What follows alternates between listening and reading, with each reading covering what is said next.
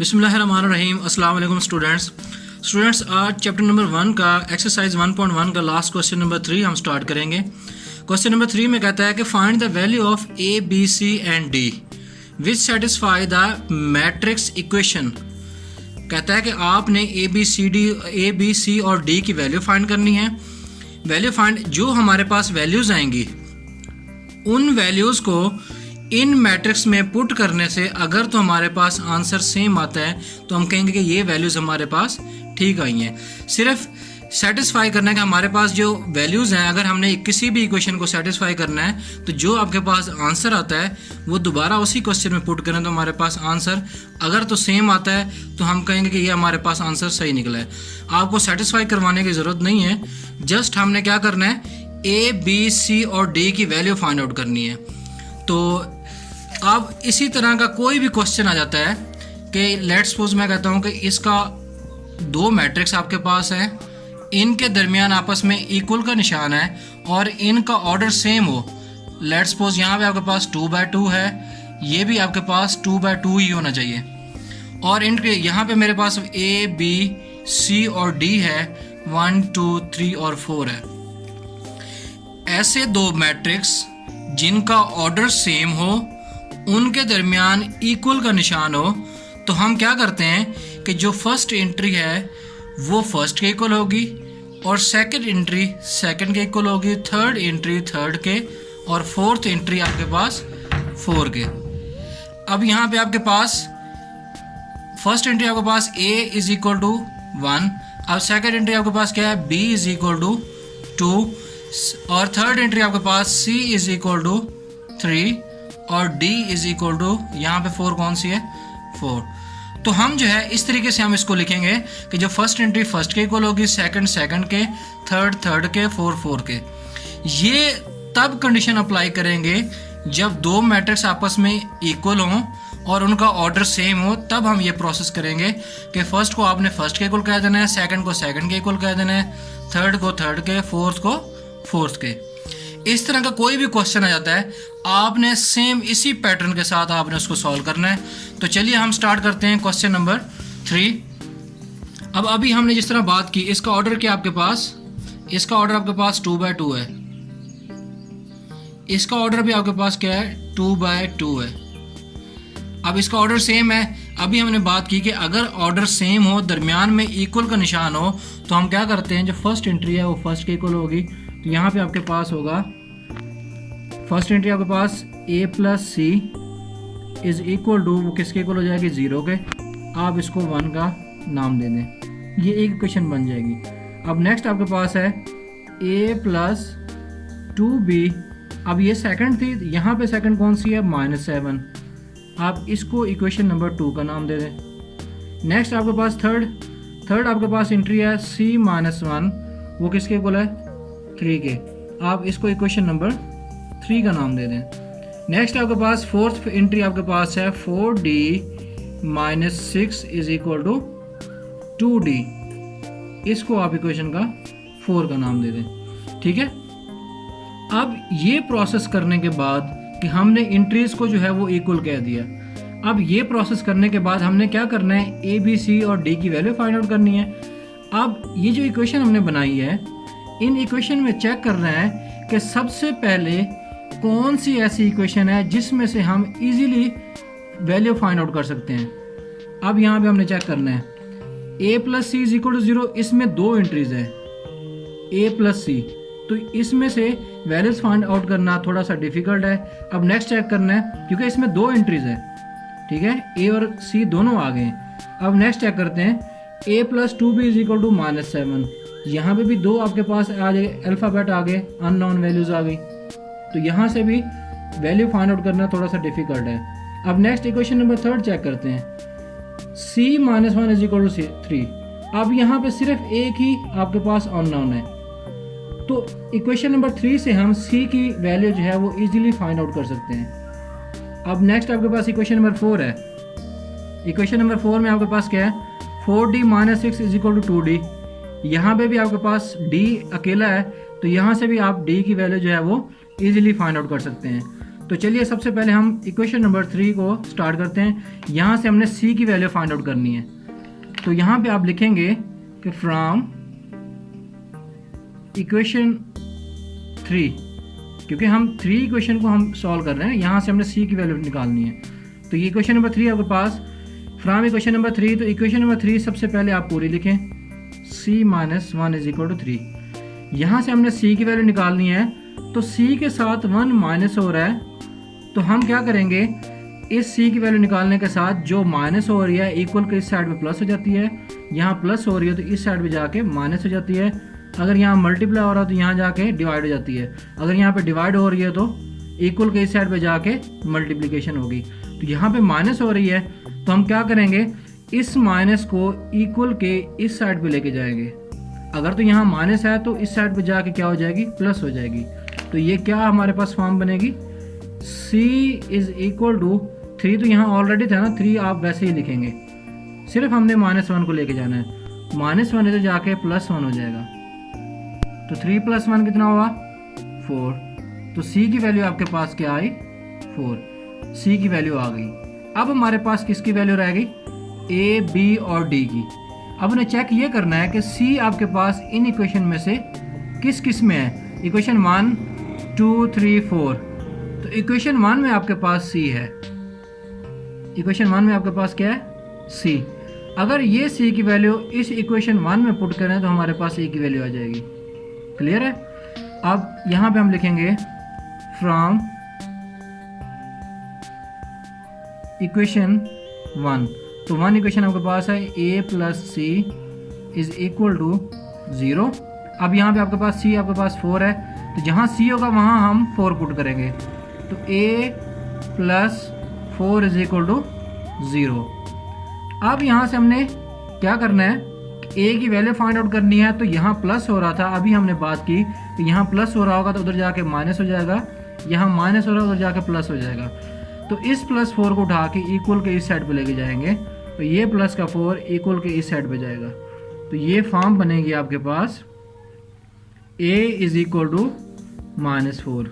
तो ये आपके पास a की वैल्यू आ जाएगी। अब यहाँ पे आपके पास देखें c की वैल्यू भी आ गई, a की वैल्यू भी आ गई। अब हमने किसकी फाइंड आउट करनी है, b और d रह गया हमारे पास। अब b आपके पास इक्वेशन नंबर 2 में है। अब b के साथ और कौन सा है, a। अगर हम इस a की वैल्यू इस इक्वेशन में पुट करते हैं तो हमारे पास क्या आ जाएगी, b की वैल्यू आ जाएगी। अब हम यहाँ पे लिखेंगे equation number from equation number 2। अब इक्वेशन नंबर 2 हमारे पास थी a + 2b = -7। अब ये आपके पास इक्वेशन नंबर 2 थी। अब यहाँ पे हमने क्या करना है, a की वैल्यू यहाँ पुट करनी है। तो a की वैल्यू हमारे पास आई थी, a की वैल्यू हमारे पास आई थी 4। अब ये 4 की वैल्यू आपने इक्वेशन नंबर 2 में पुट करनी है। तो यहाँ पे आप पुट करेंगे, यहाँ a है -4 + 2b = -7। अब यहाँ पे हमने चेक करना है, b की वैल्यू फाइंड आउट करनी है। तो b के साथ एक तो 4 माइनस हो रहा है, दूसरा b के साथ 2 मल्टीप्लाई हो रहा है।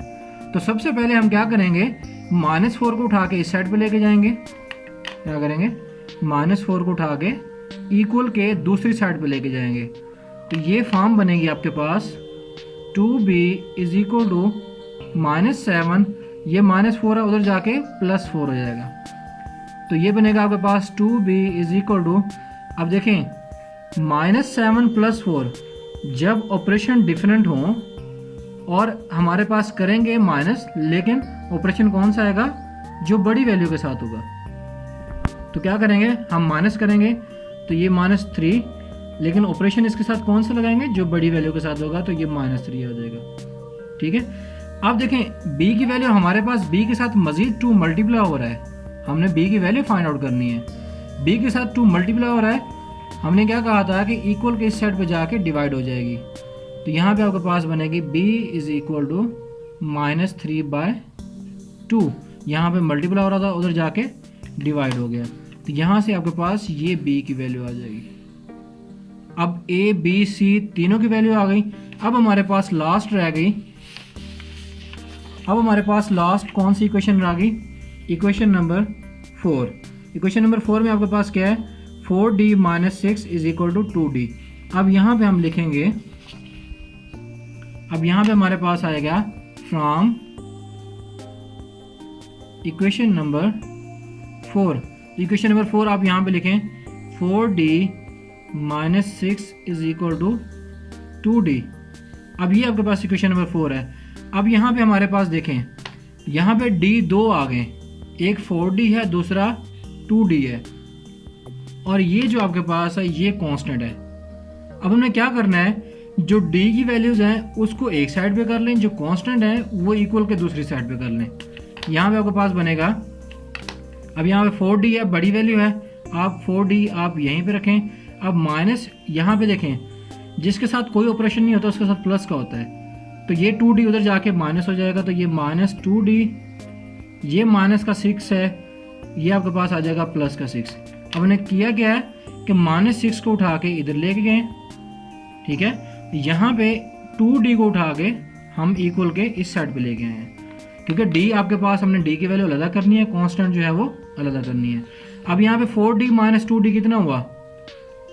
2d is equal to 6। अब यहाँ पे देखें d के साथ 2 जो है वो मल्टीप्लाई हो रहा है, उधर जाके डिवाइड हो जाएगा, तो d is equal to 6 divided by 2।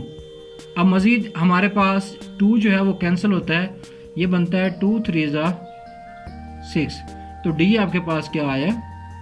3। तो d की वैल्यू आपके पास क्या आई? d। अब ये हमने सारे की सारी वैल्यूज निकालनी है, कौन कौन सी? c की, a की, b और d की। अब हमने चेक ये करना है कि क्या ये हमारे पास आंसर वाकई ठीक आए हैं, क्या ये इस इक्वेशन को सेटिस्फाई करते हैं। ये सेटिस्फाई करने की ज़रूरत नहीं है, जस्ट हमने वैल्यूज़ फाइंड आउट करनी है। मैं वैसे ही आपको सेटिस्फाई करके चेक करवा सकता हूँ कि किस तरह हम सेटिस्फाई करते हैं। तो देखें, हमारे पास क्वेश्चन हमारे पास था, मैं सबसे पहले आप क्वेश्चन लिखता हूँ जो हमारे पास मेन क्वेश्चन था। कौन सा? ये क्वेश्चन हम दोबारा रीराइट करते हैं। a plus C, a plus 2b, c minus 1, 4d minus 6 is equal to 0 minus 7, 3 और ये आपके पास 2d। अब ये हमारे पास मेन क्वेश्चन था। अब हमने जो वैल्यूज़ निकाली हैं, क्या हमारी ये वैल्यूज़ वाकई ठीक है? तो ये चेक करने के लिए हम ये सारी की सारी वैल्यूज़ इस इक्वेशन में पुट करते हैं। तो इन मैट्रिक्स में पुट करना है, तो हमारे पास क्या आ गया? अब यहाँ पे हम चेक करते हैं। अब a की वैल्यू हमारे पास क्या आई थी? यहाँ पे a की वैल्यू हमारे पास आई थी -4, यहाँ हम रखते हैं -4, और c की वैल्यू हमारे पास आई थी 4, यहाँ के पास आ जाएगी प्लस का 4, ठीक है। अब नेक्स्ट हमारे पास है a हमारे पास था -4 प्लस 2, और b की वैल्यू हमारे पास आई थी, b की वैल्यू हमारे पास आई थी -3/2। तो यहाँ पे हम चेक करते हैं, यहाँ पे लिखते हैं आपके पास -3/2। देखें, जस्ट मैंने सिर्फ a b c की वैल्यू पुट कर रहा, बाकी सारे के सारे आपके पास वैसे ही रहेंगे। तो ये आपके पास इक्वेशन बन गई। यहाँ आपके पास c की वैल्यू क्या आई थी? यहाँ पे हमारे पास c की वैल्यू आई थी 4, तो यहाँ c की वैल्यू 4 रखनी है हमने, -1। अब 4 और d की वैल्यू हमने चेक करनी है कि d की वैल्यू हमने जो निकाली है वो कौन सी है। d की वैल्यू हमारे पास है 3। अब ये हमने 3 यहाँ पे रखना है, 4 × 3 - 6, ये आपके पास कंप्लीट हुई।